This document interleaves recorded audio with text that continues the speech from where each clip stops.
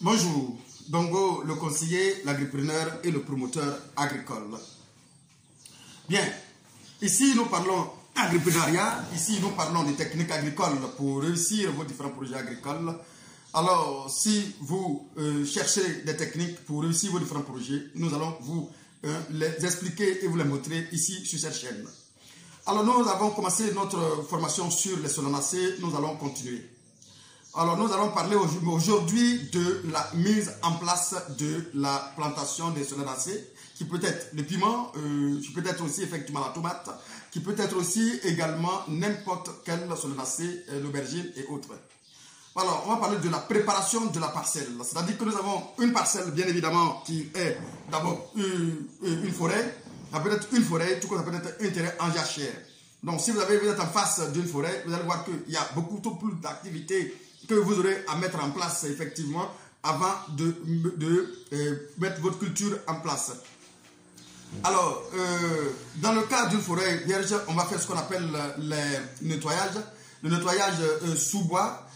Tout simplement, le nettoyage sous bois, ça consiste effectivement à nettoyer tout ce qui est comme arbustes, herbes, lianes en dessous de la forêt. Et ensuite, on va procéder à ce qu'on appelle l'abattage. L'abattage consistera tout simplement à abattre tous les arbres qui sont sur le terrain, sans laisser un seul arbre sur le terrain. Parce que l'objectif, c'est de laisser ce terrain vraiment ensoleillé. Voilà, et aussi, on va passer maintenant à ce qu'on appelle l'ébranchage. L'ébranchage qui va consister à bien enlever les branches qui sont sur les arbres qu'on a fait tomber pour favoriser le brûlage, bien évidemment. Et ensuite, bien évidemment, on va passer au brûlage. Attention à cette partie parce qu'aujourd'hui, on parle de plus en plus de feux de brousse. Il faut vraiment éviter les cultures sous brûlées. Maintenant, si vous voulez vraiment faire les cultures sous brûlées, il faut veiller à faire ce qu'on appelle un pare-feu, un bon pare-feu d'environ 5 mètres, du coup, pour éviter que cela fasse des dégâts, détruire les plantations et les autres, bien évidemment. Bien, on va maintenant parler aussi de ce qu'on appelle, une fois qu'on a fait de brûler sans inquiétude, on va parler de ce qu'on appelle l'embellissement ou le ratissage de la parcelle, où on va faire un endainage, on va ramasser tout ce qu'on appelle débris, morceaux de bois, tout ce qui est là, ou qu'on va entasser, on va mettre tas par tas, et on va essayer de brûler pour laisser le terrain tout à fait nu et bien facile à travailler. Voilà. On va finir de faire tout cela, on va passer maintenant à ce qu'on appelle le piquetage.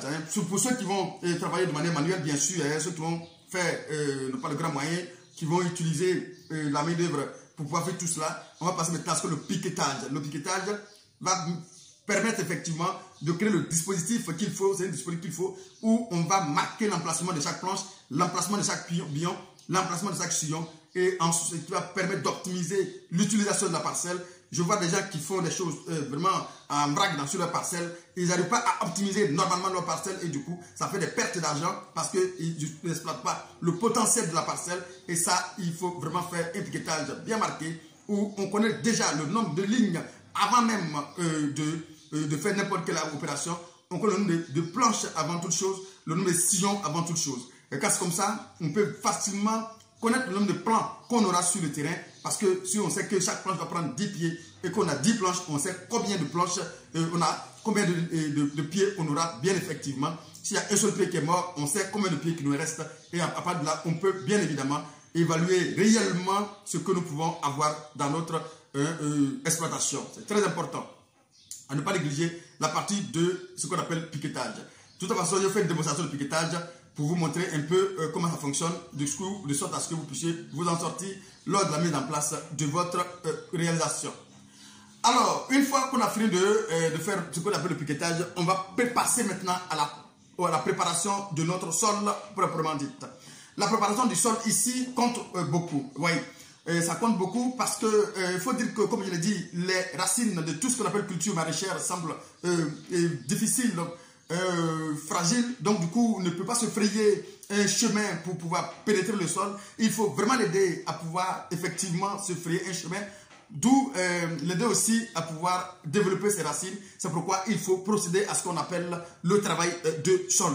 Le travail de sol, c'est quoi? Ça peut être des planches, ça peut être des sillons, ça peut être des billons, ça peut être même un labour tout simplement. Si vous avez des moyens pour utiliser une machine pour faire de labour, ça peut être tout cela. Mais il faut le faire tout simplement pour faciliter la pénétration des racines et le développement racinaire. Il faut savoir que la plante se nourrit presque à 60% de ses racines et aussi de ses feuilles et les tiges, bien évidemment. Mais il faut favoriser le développement des racines pour que la plante puisse normalement se nourrir. Et lorsqu'on se nourrit très bien, on arrive à donner le meilleur rendement. Et c'est pourquoi il est important de bien faire de sorte que les racines soient bien développées. Donc, il faut passer à ce qu'on appelle le travail du sol.